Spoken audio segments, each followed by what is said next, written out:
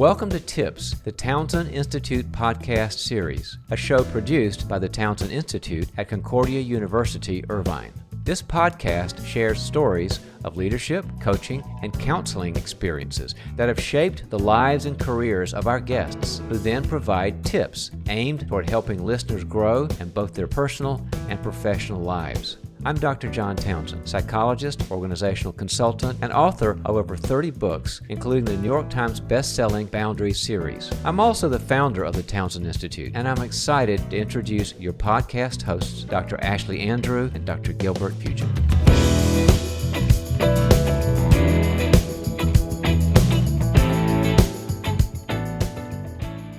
Welcome back, everyone. It is currently May, a month that brings springtime and extra appreciation and awareness for moms and mental health. We're talking about the latter of those two on today's podcast as we sit down with Aubrey Redinger, Associate Professional Clinical Counselor and Associate Marriage and Family Therapist. Aubrey is also certified in perinatal mental health through Postpartum Support International. That is quite a resume, Ashlie. And up until recently, Aubrey was also a founding member of our Townsend Institute team. We certainly miss working alongside Aubrey every day, but are proud to see her pursue her research and therapeutic interests, some of which she'll talk about with us today. Let's get started.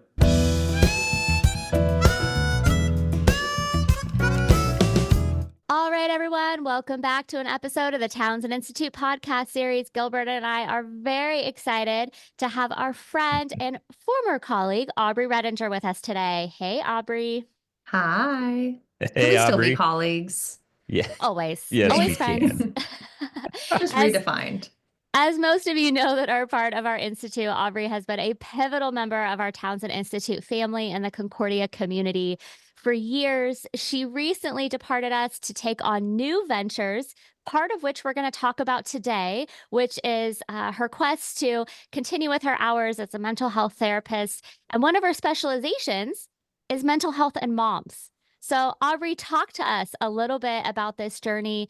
It's not really a new journey. You've actually been interested in doing this for a little while now, but you've really switched gears to tackle this more head on. So tell us about it. And before she goes, though, we have to just make it clear. There was no scandal. She left on her own, right? So there was nothing bad. She wasn't stealing the coffee club or anything like that. And so the coffee from it. So Aubrey left and is doing great things. So yeah, continue. She's doing wonderful things. Yes. Gilbert, the scandals are only around you, not anybody else. Yes. Yeah, no scandals here, no bad blood here. Just wanted to pursue this and stay connected to you guys in a redefined way.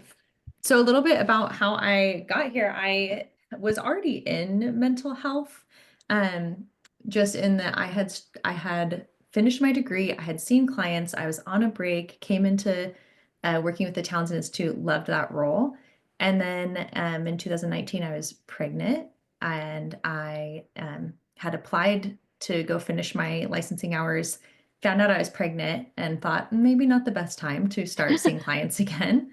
Then I had my daughter, and a week later, the whole world shut down for the pandemic. And so again, between pandemic anxiety, just a whole redefined world, and my own postpartum mental health situation, it was really not a good time to go back to seeing clients. Mm-hmm. But it did tune me into this whole new world of perinatal mental health. Mm-hmm. So through going through postpartum myself, I kind of had my own mental health struggles.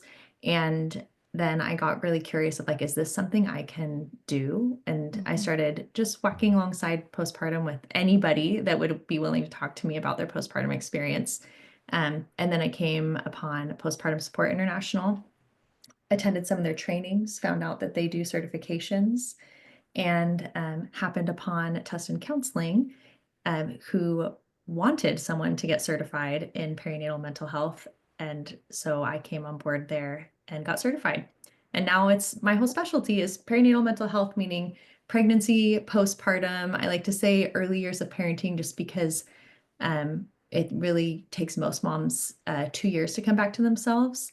And I just said moms, but I also want to say it's both. It's birthing and non-birthing partners. Whoever's involved in supporting the birthing person is involved in perinatal mental health. So that's been a something that I feel really passionate about too, is just making sure the people around the person giving birth are educated and aware of perinatal mental health. Well, I think that's really interesting, Aubrey. You talked about in there. Well, does anybody even want to talk about this, right? The postpartum, I mean, trying to find other women and things like that. So, what have you discovered? Maybe how the conversation around mental health, postpartum, all these things in motherhood have changed in recent years. Yeah. Well, first of all, they're happening. So that's a big shift.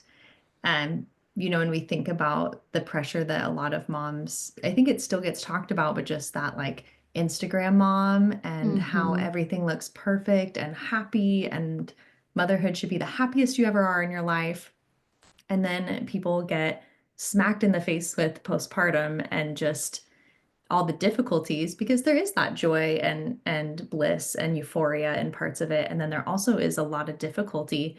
So having that difficult part even be talked about is a huge shift. So I think we've shifted into the difficult being opened up, and now I hear people being like, well, why are people saying it's so horrible and it's scary and I don't know if I want to do it? So I think we're kind of doing a little pendulum swing, and we might get to a little more integrated spot of letting both parts of it be true. But I think just the fact that the conversations are even happening is a huge change.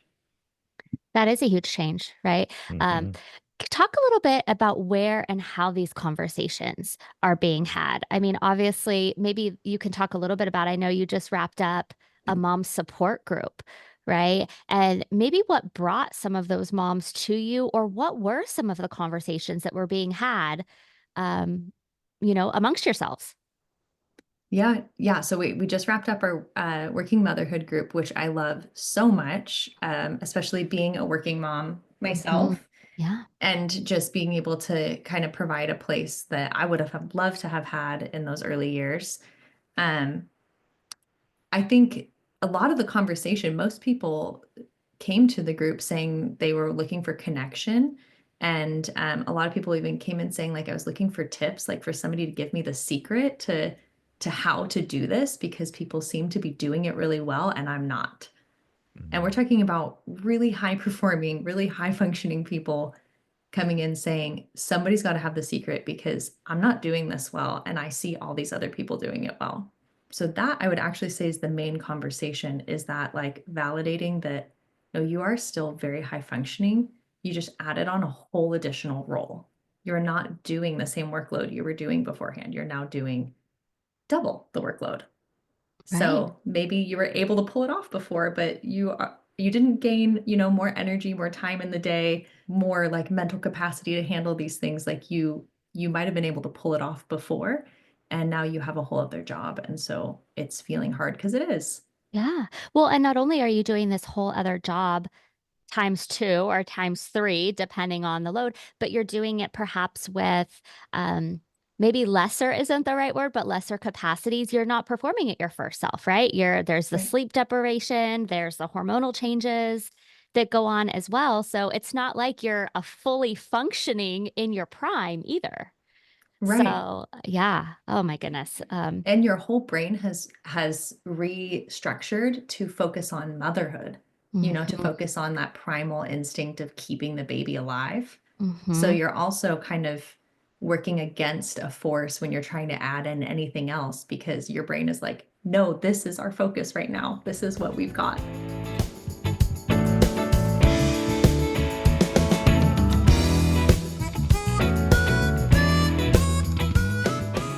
I love to hear, and obviously you and I have had so many conversations about our motherhood journeys over the years. But what are some of these specific areas that you think still need to be explored and advanced? You talk about how the conversations are happening, perhaps more now than ever, which is wonderful. Where is there still room for improvement? Um, I I think there's still a lack of research on women's health in general. So I think that's one area that I do hear a lot of conversations happening about. Um, and I think there will be growth there, and that will help with a lot of different things.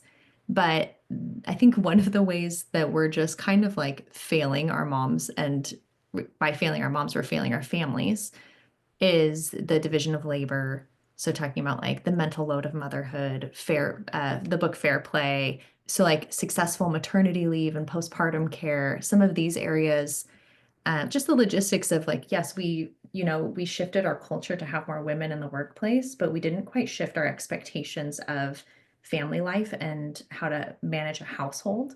So now we have parents that are in these impossible positions, literally doing the impossible every day. And I don't know how everyone's pulling it off. Ashley, I don't know if you feel, I don't know how I pull it off. Yeah. It's like a hope and a prayer every day of like, okay, here we go to do the impossible. This shouldn't work, but somehow it's going to. So I think some areas we need further research, further conversation on our mental load, and also the maternity care and postpartum return to work in that area. Well, and Aubrey, you talked a little bit about you went through this, right, with your own postpartum, and it was a real struggle and really hard and a tough time for you. What are maybe some practical steps that moms or that you took that can improve your mental health and kind of get you past this or Mhm. beyond this? Or what have you found? Yeah, I think the most helpful thing was just talking to people. Mm, Mhm. And it's like such a simple step, but just taking every opportunity to be honest about how hard it is or where I'm at. Um, because I was fortunate to work with you all and I had, a system around me that wanted to support me.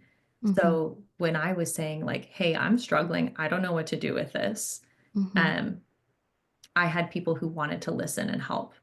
So all I had to do was say something. But even with friends checking in and anybody offering help, like someone told me before I had Riley, just say yes to help as much as you Mhm. can. That is not my natural instinct, but it was really good advice. And I do Yeah. think it helped me a lot. Oh, without a doubt, right? And sometimes it's those big offers of help, like, the parents or the grandparents that, want to help with the baby for hours or overnight or something like that. And then sometimes it's the small things like, let me bring you a mhm. coffee, let me make you a meal, let me fold your laundry, right? Those types of things go really far. This is all just such great advice. What else, Aubrey? What else do you have for us? Some other practical steps or tips that moms can take to improve their mental health? Yeah, so we've talked a little bit about letting go of perfectionism, and that's a huge one. What we give 4 things at our practice that you can do to reduce the risk of perinatal mood and anxiety disorders. One of them is to fight isolation. So coming back Mm. to, if we want to bring the Townsend model into it, just that need for connection and relationship. Um, so fight isolation, care for your basic needs, making sure you're, taking a shower, eating, having someone else take care of that for you, ask for and accept help, and communicate however you're feeling. And if you can do those 4 things, we believe that that will reduce your risk of having a postpartum mood and anxiety disorder. That sounds really good. I mean, that those four steps, you don't always think about, right? Like asking or accepting all of these things. So that's good. I almost like they should send them a little card, right? When you leave the hospital with the baby. Hey, here's some things to think about as Right. you're taking the baby home. So Well, That would and be great, actually. We have stuff in our office, but they have to know to come to us. yeah, yeah, yeah. Well, and I think it is important to note that there have been leaps and bounds. I believe changes made as someone who has had 2 children in the past decade. I actually saw some major improvements from my first to Mm. my second, and perhaps that's because COVID fell in the middle. But I was provided a lot more resources my second time around than I was with my first, whether it was Good. inserts or flyers or even just follow up phone calls from the nurses, like, how are you doing, kind of thing. And Good. so I think it's wonderful to know that some of those advancements are happening, but obviously there's always room for more improvement. We love to see that. I really do love to hear that.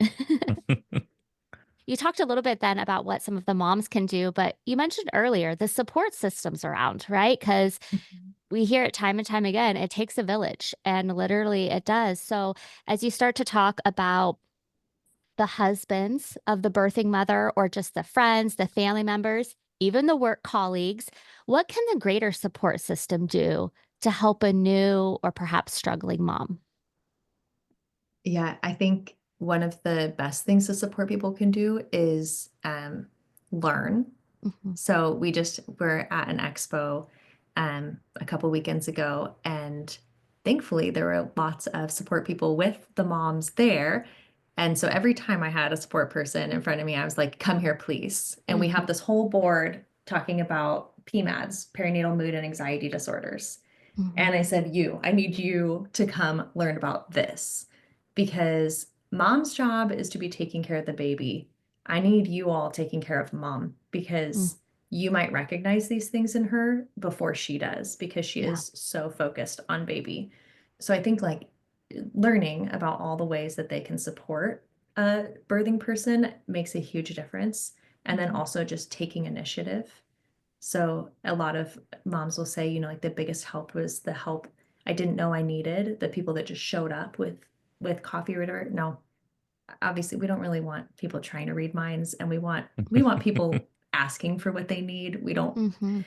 we're not trying to create a dynamic of people trying to be mind readers in this culture, but if you do know what someone might need, taking the initiative to do something or to at least offer.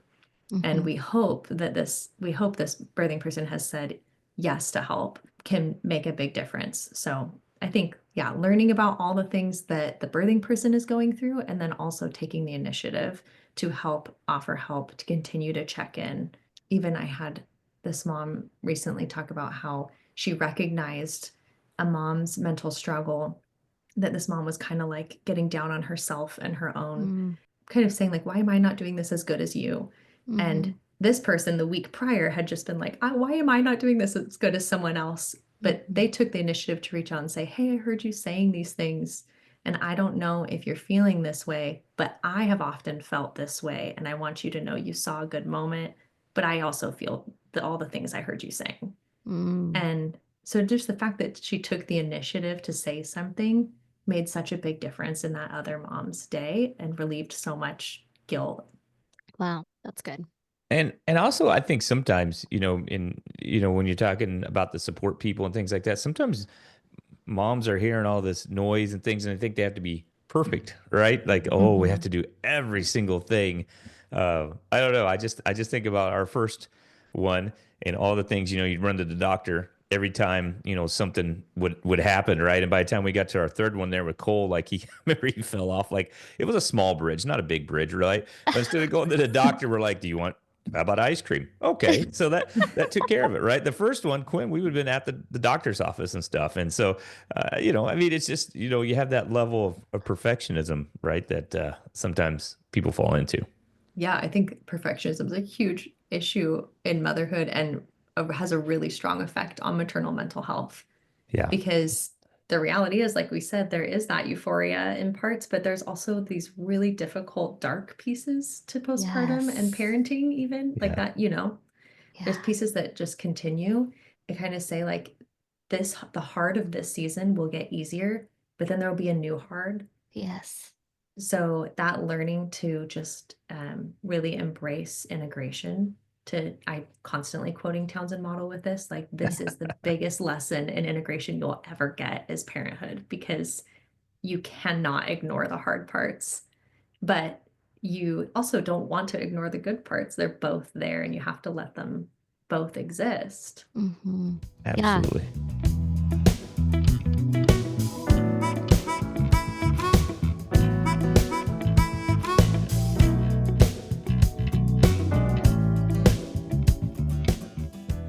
There's no on-off switch or necessarily finish line when it comes to this. I think you had mentioned before, like the research suggests that it takes up to 2 years for a Mhm. mom to start feeling kind of like her old self, whether or not you're actually ever Mhm. your old self. But just because those changes are so much that I think in a culture, we live off this kind of HR mentality that women have gone back to work after 6 or 8 weeks or maybe a few months. And so once that timeline is there, it's like bounce back and everything's great. But no, I mean, we're talking years of Yeah.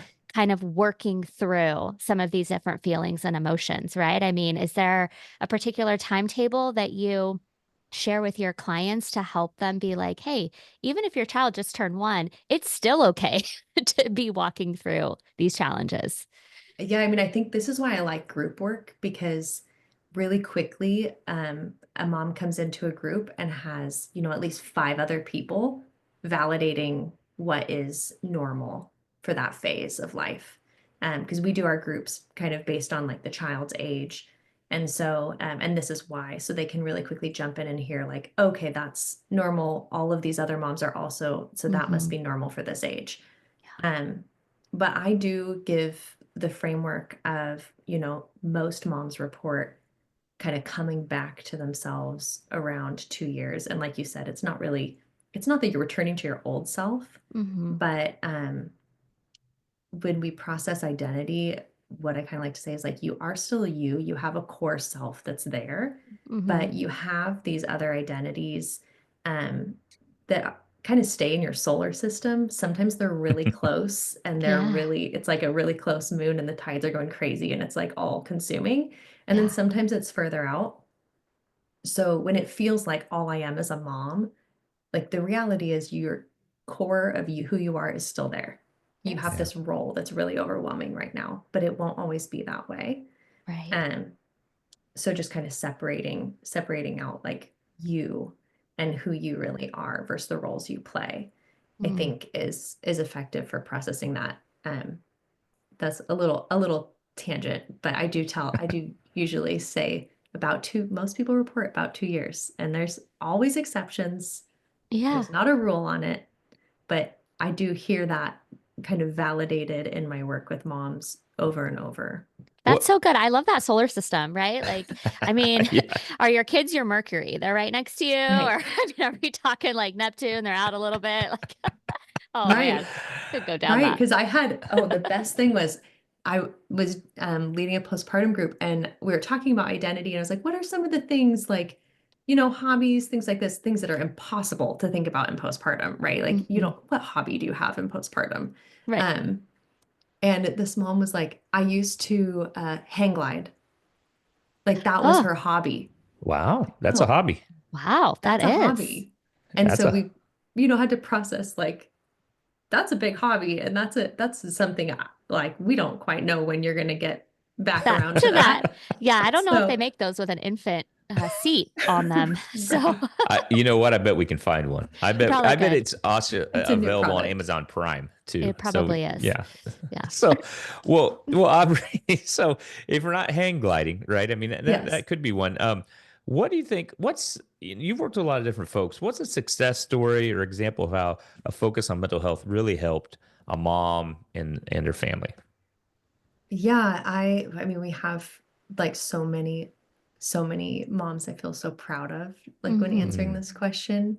Um and just keeping things so general, I recently watched in our practice, a mom process their own trauma that they Hmm. had held on to their whole life. And here they are with kids, not young, like not so young kids anymore. Um, and it's affecting them to the point where they're, disconnecting from their family.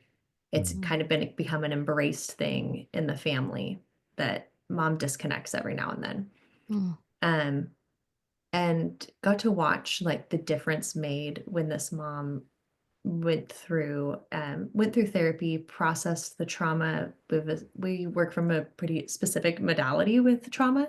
It was the difference in this family, like to have mom re-engaged Hmm. is wild. And just to know like, you hear things happening with kids and you're like, okay, so that kid in therapy later might be working through, and you start to have these feelings for like what they're going to be going through, Hmm. or what they are feeling in that moment and maybe don't have the words to say.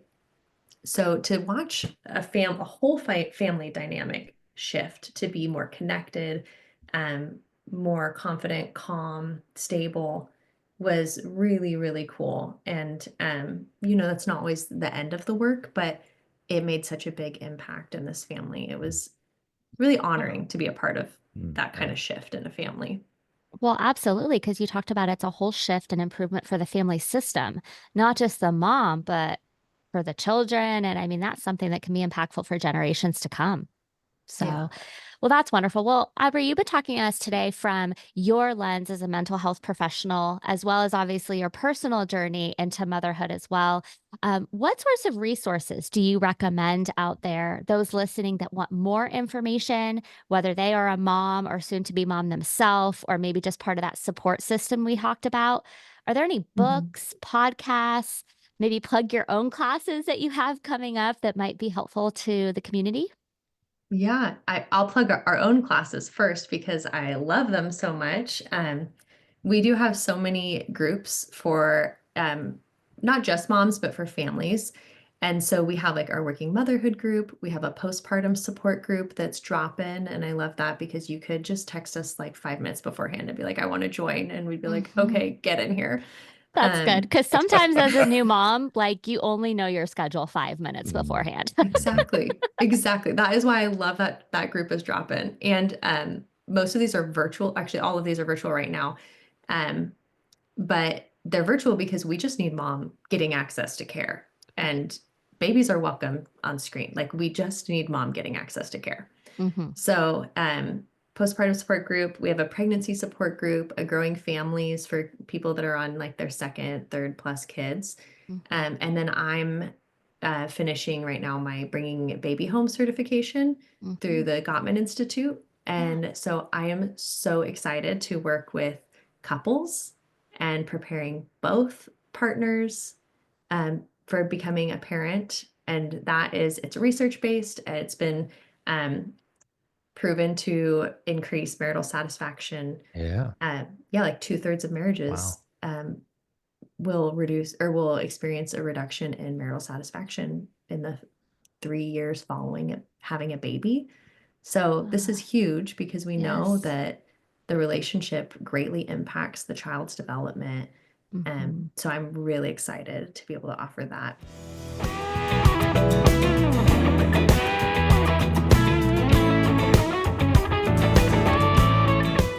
We always like to have our listeners walk away with a tip. What would be a tip that you want everybody to walk away with today?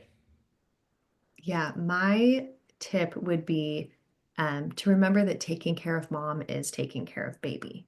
Mm. Mm. So I think, as a culture, as support people, as friends, and as moms, however the relationship is to motherhood, that remembering that people need to sustain mom so that she can Mhm. sustain that baby. One of the things, even just now, I was thinking through is our culture acts like the kids are the burden. Mm. And you know how, did you guys hear the quote from Chapel Roan recently? Where she's saying, Mm-mm. I don't know anybody that has kids that isn't miserable, something like that. That's not that might not be the right quote, but something to that effect. And so many um, experts in motherhood like responded just being like, it's not the kids, it's the impossible system. It's trying to work 8 to 5 or 9 to 5 when your kids are in school from 8 to 2. It's Mm. like all of these systems at play that are the part that make it hard. So I think sometimes when we think about helping moms, we think about like, oh, come over, I'll babysit, I'll come hold the baby. And mom's like, I don't want you to hold the baby. I want to hold the baby. I need a Mm. clean house. I need food. I need, Yeah. Yeah. Love that. Yeah. That's a good that because that's something that we don't realize probably in the moment how important it is to really focus on the mother too, right? And Yep. how she's doing and checking in and things. So wow, Well, thank Yeah. you. well, thank you, That was Aubrey. fun. We appreciate it so much. And we have so many good things in the works. Make sure you keep us Yes. posted on all of them. That's awesome. Thank you. I Yeah. will. It's been really fun trying to impact that next generation, Yeah. by impacting moms. It's huge. Fun It's stuff. huge. Fun Well, stuff. we're proud of you. All Thank right. you. See you Love Awesome. you again soon. guys. Love you too. Bye. Bye. Bye. Hey. If you enjoy the Townsend Institute podcast series, head to our website at cui.edu/Townsend to find out more about the certificates, bachelor's, master's, and doctoral degrees offered through Concordia University, Irvine. With programs in mental health counseling, executive coaching and consulting, and organizational leadership, we have a variety of faith-based programs dedicated to helping you fulfill your academic and professional goals, all the while furthering your competence, character, and connection. Again, that's cui.edu/Townsend.